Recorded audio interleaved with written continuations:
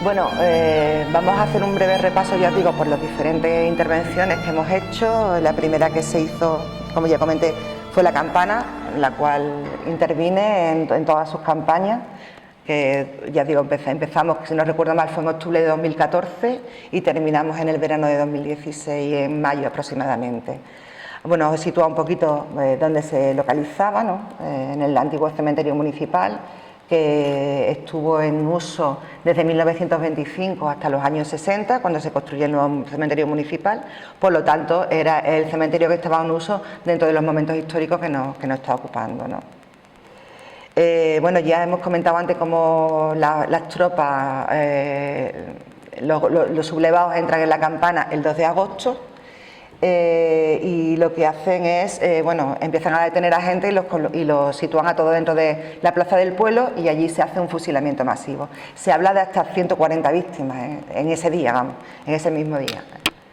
Entonces, después esas víctimas son trasladadas hasta lo que fue el cementerio, el antiguo cementerio municipal, y allí había un antiguo pozo que se intentó excavar para buscar agua, no se encontró agua y entonces en esos momentos lo que se utiliza es ese pozo para poder enterrar, para poder depositar a todas estas víctimas.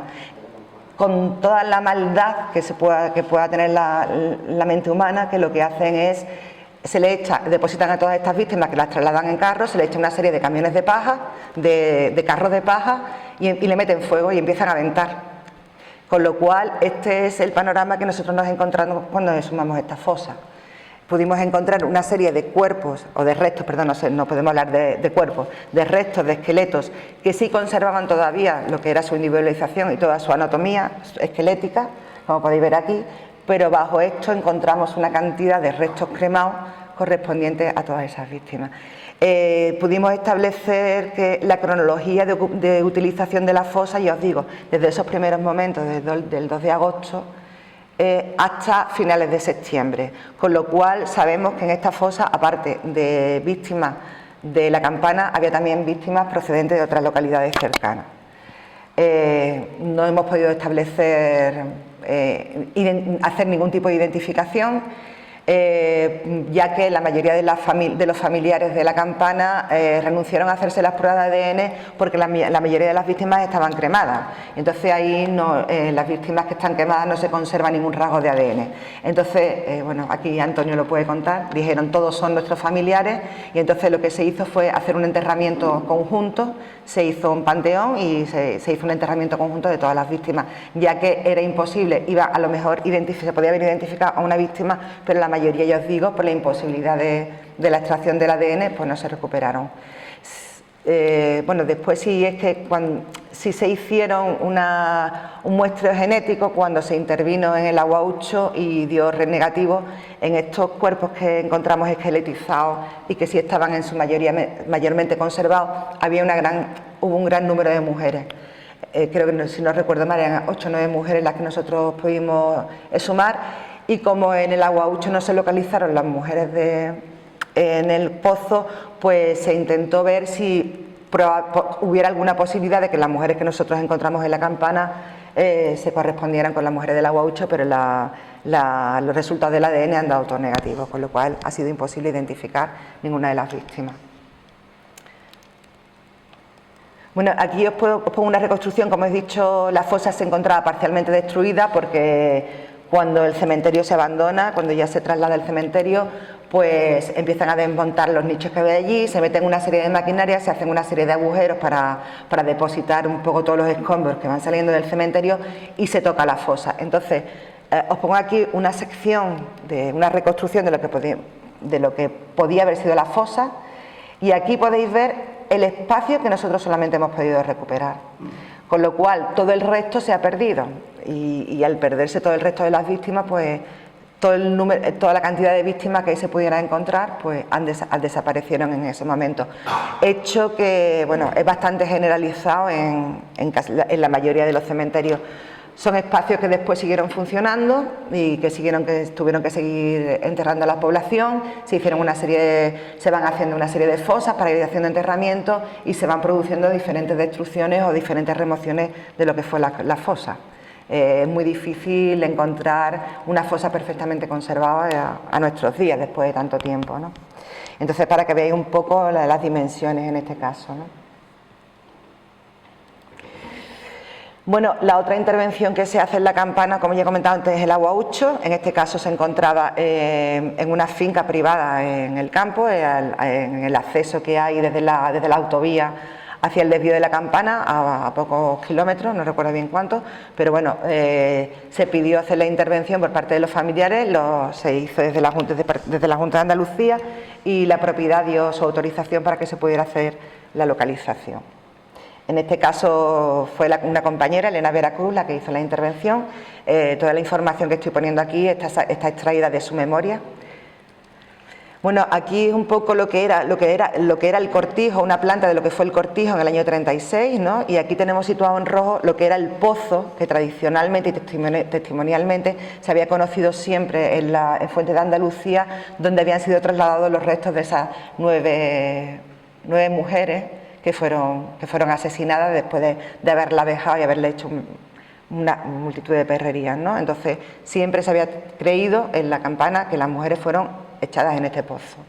Tras la conclusión de esta exhumación, de esta intervención, se pudo comprobar que aquí no había restos, ningún tipo de resto humano, y que el pozo no había contenido restos de ningún tipo de víctima. Lo único que se documentó fue una serie de vertidos constructivos de cuando se abandona el cortijo y se rellena todo el pozo, con lo cual fue una gran decepción, porque fue una verdad que siempre se había dado por absoluta dentro de la campana, dentro de Fuente, de que las mujeres se encontraban dentro de esta localización. Volvemos a hablar un poco de esa maldad de los represores, ¿no? de esos cambios que hacían de las personas, y hasta el punto de que iban diciéndole a las personas están allí, pero después realmente no están, no se saben dónde pueden estar hasta el momento. La otra intervención también que se realizó fue ya dentro de Fuentes de Andalucía, lo que fue el antiguo cementerio. Aquí tenemos la localización, que según testimonios, donde se encontraba la fosa común donde se posetaron los restos de estas víctimas. Pero después de hacer una gran cantidad de sondeos, intervenir todo el espacio, los resultados fueron también negativos. Aquí también fue, ya os digo, un antiguo cementerio que se traslada. Los cementerios normalmente, cuando se abandona, muchas de las personas que tienen enterradas a sus seres queridos, pues son trasladados, pueden proceder al traslado de los restos al nuevo cementerio municipal. También, bueno, ya os digo, el abandono de ese cementerio, el hundimiento de los cuerpos de nicho, provoca una serie de movimientos de tierra, una serie que muchas veces incluso ocasiona la pérdida, como ya he comentado, de la fosa. Y el caso del que pasó aquí en Fuente de Andalucía, según argumentan la directora, bueno, las personas que intervinieron, que realizaron la memoria de intervención, pudo ser el caso, ¿no?, de que hubo una serie de remociones una vez que se abandonó el cementerio, y que provocaron la pérdida de la fosa, ¿no? Y que que los restos fueran trasladados sin ningún tipo de control. No sabemos muy bien qué fue lo que pasó, lo que ha podido pasar. El hecho es que no se ha encontrado ningún resto dentro de este espacio, ningún resto humano, ¿no?, que pueda arrojar luz o que pueda decir que se encontraban aquí las víctimas, ¿no? No es un caso único, es un caso bastante frecuente, lamentablemente. Perdona, Carmen, que es que esto lo que ocurrió es que desde el principio de la democracia los mismos de izquierda lo hicieron malamente. Claro.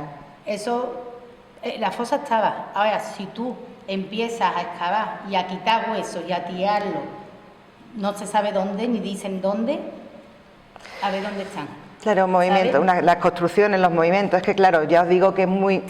El movimiento memorialista, o digamos lo que fue la intervención, partió de vosotros, es decir, desde las instituciones se empieza a actuar gracias a la familia. Es un movimiento que viene de abajo arriba. Aquí las instituciones nunca han puesto de su parte por esto. Ahí tenemos, bueno, desde la transición, ¿no?, hay una serie de leyes como la ley de amnistía, una serie de cuestiones que no interesaba, ¿no?, que se conocieran y que se supiera. Fuerais vosotros, las familias, las que empezasteis. Hubo un movimiento, es cierto que hubo un gran movimiento en la transición, en los primeros ayuntamientos democráticos, donde se intentó, y en muchas poblaciones se logró la recuperación de los restos de esas personas, de esas víctimas.